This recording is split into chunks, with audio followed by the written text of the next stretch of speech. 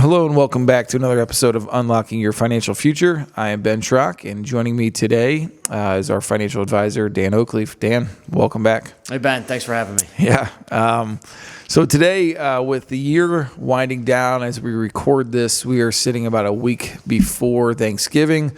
It tends to be a busy time of the year for us as people are kind of wrapping up their year-end planning, and that's what we're going to run you through today is some things you should be thinking about as the year winds down when it comes to your finances. So Dan and I are going to go back and forth and kind of walk you through some of the stuff that we talk about here in the office with our clients and some of the things that you all need to be aware of out there when it comes to year-end planning. So Dan, first, what comes top of mind, first of mind, when you start thinking year-end planning with your clients, or some of the questions you might receive from people when it comes to the planning towards the end of the year? One of the big topics that we get in our office from our clients is how to figure out bonusing strategies at the end of the year. Because a lot of people get their year-end bonus.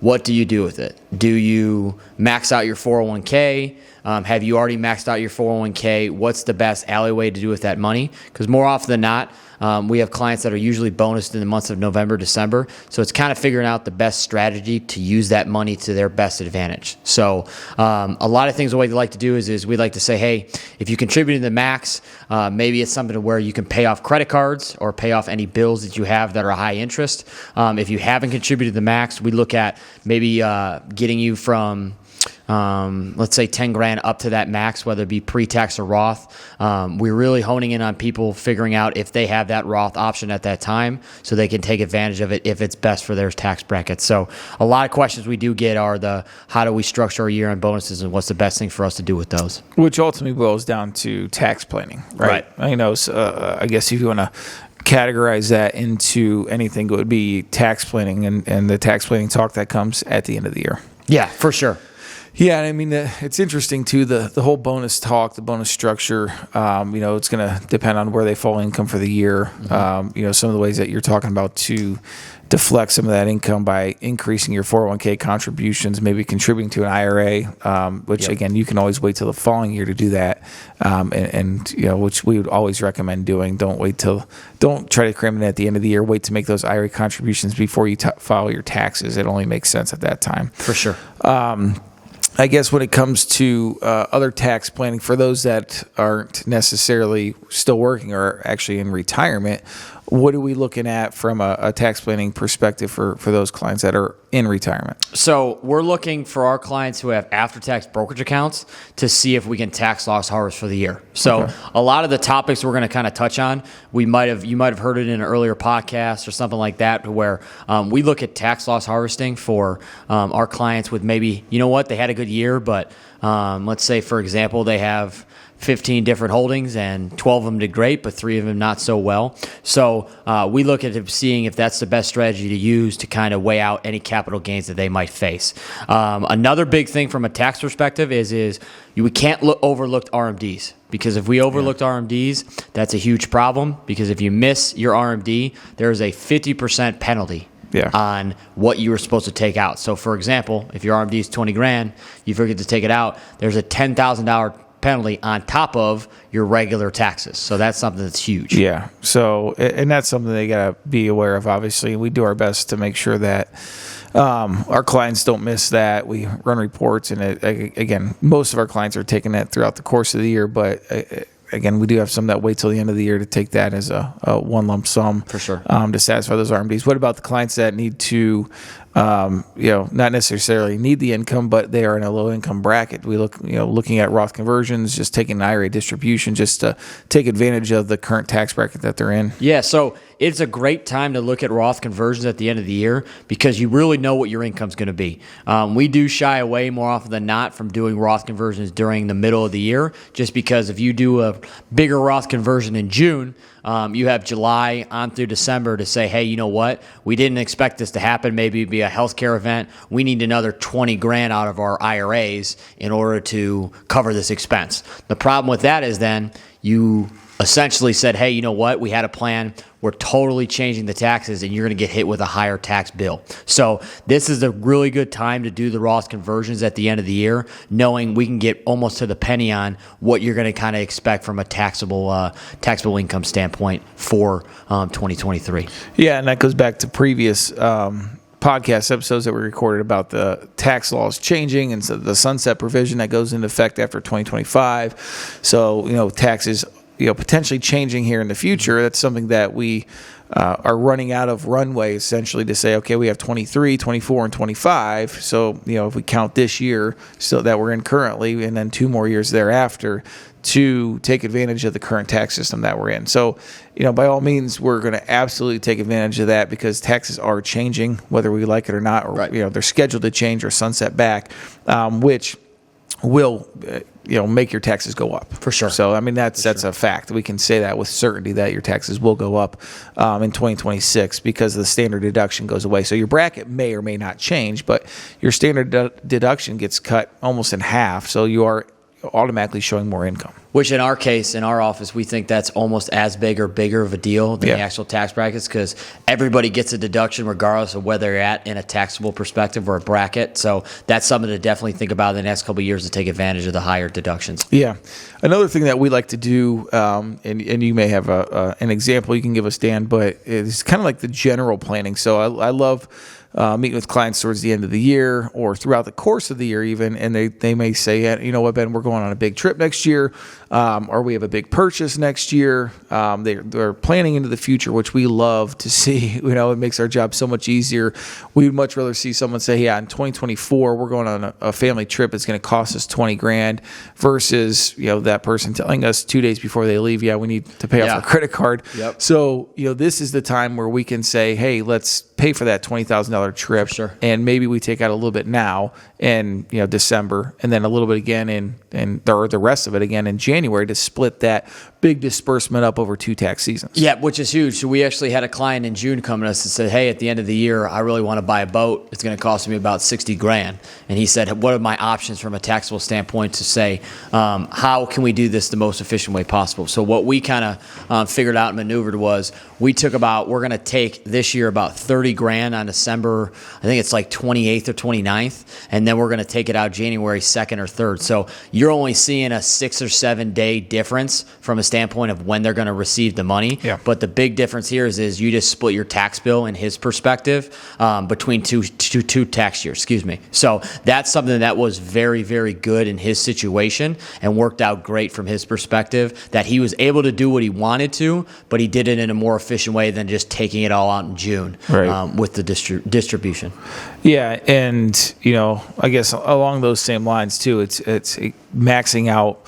We're going to look at that. We'll analyze that to make sure that we are in that instance. We don't want to jump into another tax bracket, so take advantage of all that. So if he was capable of taking it all and staying within one bracket, he could. Yep. But in this case, when we're running the numbers and meeting about it as a team, we realize, okay, he's going to spill over to the next tax bracket. So let's just take enough to keep us in a 12% bracket, and then take it again in January. Yeah, and that's the cool part. Like Ben said, everybody's situation is going to be different. So one answer for somebody might be completely different than another one's based on their situation. So.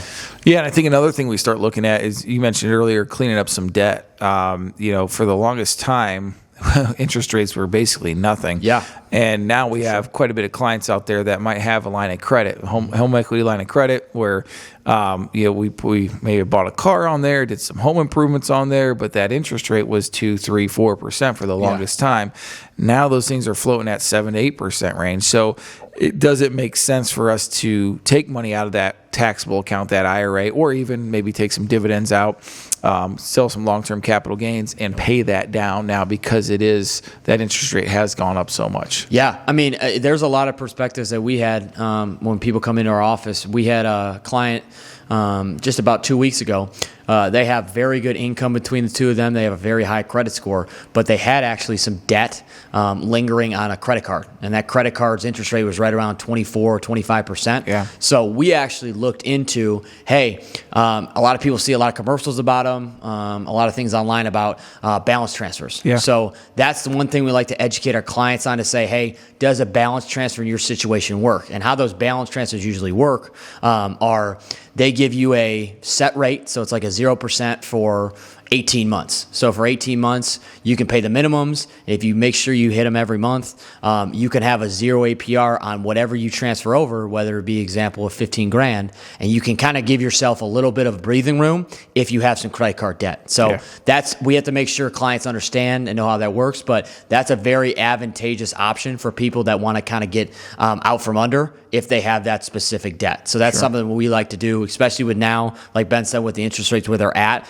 people can get really hammered with 3 or 4 different things out there from an interest rate standpoint. So it's something we really like and have to talk to our clients about from that end. Yeah, and it's something that as we're rattling through this list of things that people should do, I mean, it sounds overwhelming, but as we meet throughout the course of the year with our clients, we're kind of, teeing it up for them. Hey, these are all discussions that we're going to talk about towards the end of the year for the client that has those situations. And with uncertainty, we know there's almost always going to be some sort of tax planning that's going on, unless, we're just living off our Social Security, but we are going to take an RMD. So we're talking about that stuff throughout the course of the year. So that tax planning is kind of happening. We're setting the stage for the end of the year. And we're talking about, income planning and all that good stuff. But the one thing that oftentimes gets overlooked by, us, because we refer that out, is that health insurance side, the open enrollment. If you're on Medicare, talking about that, having those conversations, or if you're still working, a lot of times that's where you're electing your plan for the following year. If you're going into a high deductible HSA plan, or are you lowering your deductible? So those are all things that need to come top of mind, and the year end is always a good time to do that. So again, I wouldn't think that it's an overwhelming, or try not to be overwhelmed with all the stuff that Dan and I are going over today, but I didn't want to miss out on the health insurance side, because that is something that oftentimes comes up in our office, and we have those conversations with clients. Hey, I'm getting a knee replaced next year. This is a good time to review your health insurance, right? And figure out, hey, maybe I need to go with that lower deductible because I want to be out of pocket less. So we can help analyze that. And then the questions that we're not certain with are more of those Medicare questions or health insurance questions. We refer that out and talk to qualified health care people. We had one on our show a couple months ago, Erin Carbone and her team. So we always utilize those professionals when needed. Absolutely. Yep.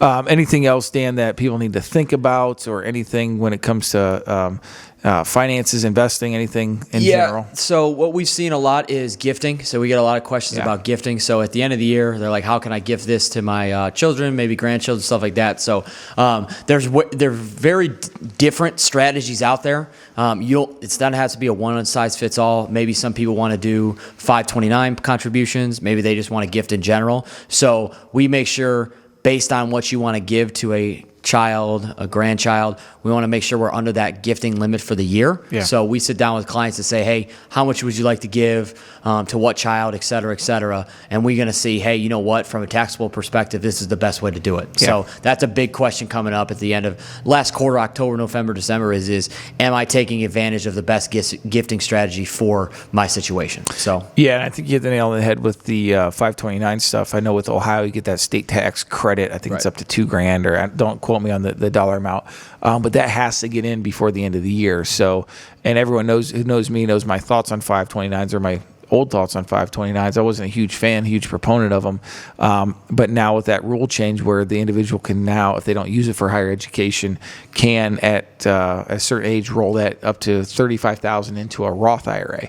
So that little change made 529s a very good option now, that if they don't use them for higher education, there is still another option for that. Before that change, you were very much handcuffed on the educational standpoint, meaning you had to pretty much use it or lose it for ed. And then you're kind of SOL if that's the case. But that's something that Ben said from that perspective, is it's very good from that end. So awesome. Well, I hope this helps everyone with some year-end planning, some year-end stuff that you can do and think about.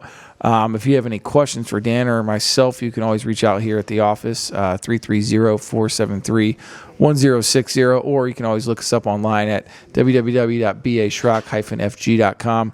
And Dan, we're going to take this into part 2, talking about year-end planning now. Part 2 is going to be more on, planning for retirement in a new year. Right. So stay tuned for that, and Dan's going to hop on with me then. So, Dan, thanks again. Thanks, Ben.